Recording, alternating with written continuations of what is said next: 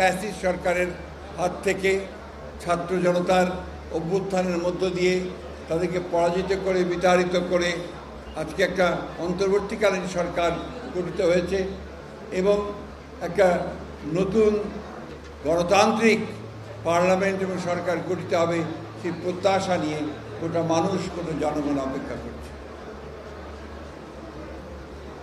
আমরা বিশ্বাস করি যে এই সময়টা আমরা সবাই যে যেখানে আছি আমরা দায়িত্বশীলতার সঙ্গে আমাদের ভূমিকা আমরা পালন করব।